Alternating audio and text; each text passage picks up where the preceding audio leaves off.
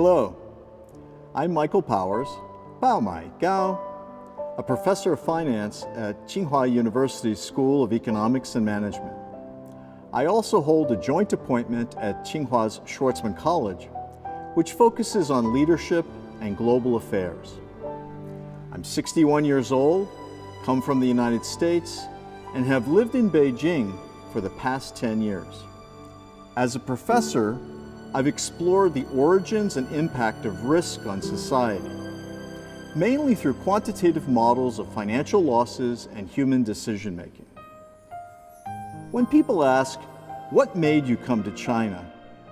I try to give a short and clear answer. Usually I mention that my wife is Chinese, that I've been interested in Chinese culture for much of my life, and that my field of study, risk and insurance, is very important in China's economic development. However, there are other reasons, some of them subtle and impossible to explain quickly. What I love most about living in China is exploring and pondering these types of differences, not only in the language, but in the educational system, family relationships, politics, and so on.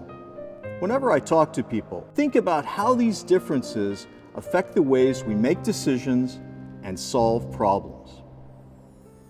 When I first arrived at Tsinghua University, I spent much of my time absorbing general information about the country's dramatic period of economic reform and opening up.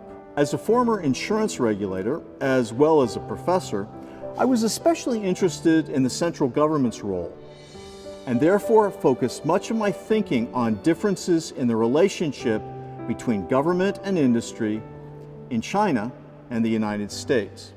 3, 2, 1. For this China Chat episode, we're here at our Beijing studio.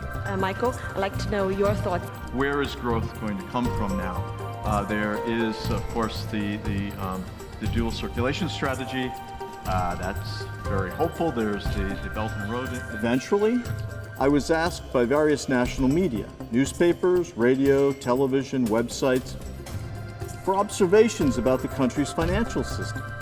With this role came the responsibility to think more precisely about issues of comparative economics and politics, and I soon began to understand something very important. When confronted by a similar set of problems, people from different countries often choose different sets or packages of solutions. However, it makes no sense to compare one specific solution in one country to the corresponding specific solution in another country without accounting for context. Instead, we must compare each country's package of solutions in its entirety with that of the other. 国务院总理李克强在人民大会堂亲切会见在华工作的外国专家代表。Earlier this year, I was given the honor to speak at the Premier's Foreign Experts Symposium, and I took that opportunity to address the question, how useful are international comparisons in evaluating China's financial system? In particular, I argued that we can't use the relative size of the US stock market as a target for China because the proportions of individual and institutional stock traders are quite different within the two countries. In other words, it's meaningless to compare solutions to the problem of stock market size without accounting for other economic challenges and their respective solutions. Naturally, I was aware of some differences between the United States and China long before I came to live here. Thinking back to my early college days at Yale University in the late 1970s, I recall meeting a Chinese American student who had large CPC posters on his dormitory wall. Since I was rather skeptical of China's economic system at the time, we quickly began debating the relative merits of Chinese socialism and American free enterprise. Although I don't remember all the details of our conversation, I do recall that my arguments tended to be more theoretical, whereas my friends were more practical. In particular, he emphasized the need for socialism to protect the interests of the poor, and I emphasized the need for free markets to create wealth. Moreover, I argued that people respond primarily to financial incentives, whereas he claimed that human beings are innately altruistic and willing to help others without material compensation. Of course, there was some truth in what each of us believed and said, but neither of us could have anticipated the economic revolution about to take place in China. Only a few months after our discussion, China's period of economic reform got underway, beginning with the first experiments in market liberalization. Over the next 4 decades, China's innovative application of market forces within a socialist framework created the greatest period of sustained economic growth in human history, ultimately evolving into today's socialism with Chinese characteristics for a new era. I'm very grateful to have been able to witness up close the last decade of this 40-year period. It's been a special time, framed by China's becoming the second largest national economy in 2010, and then eliminating severe poverty in 2020.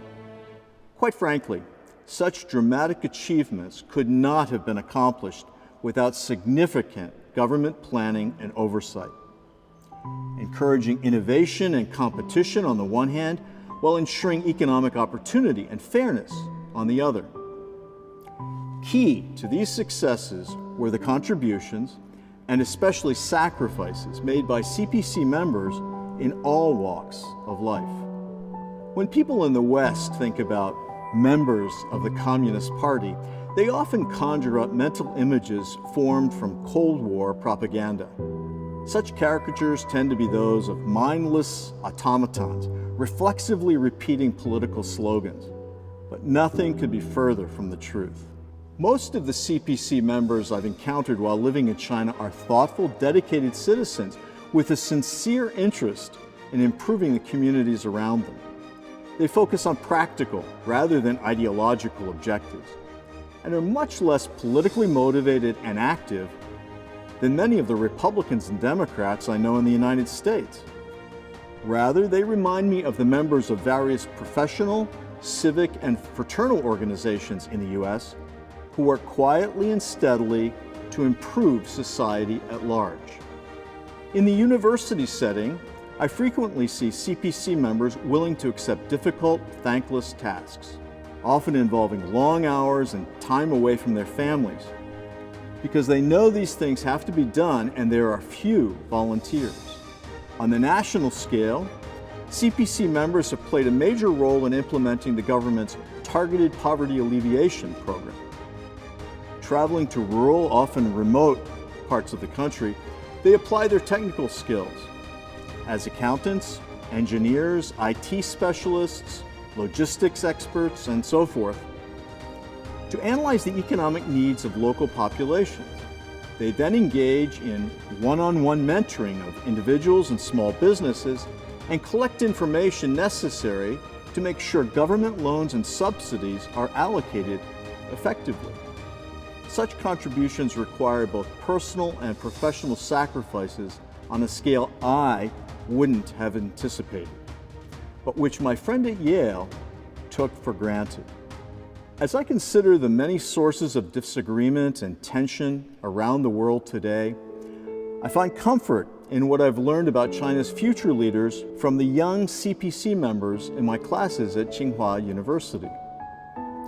Among my students, I see pragmatists rather than ideologues, a young generation that wants to excel and innovate, but also understands that success is measured along more than just one dimension.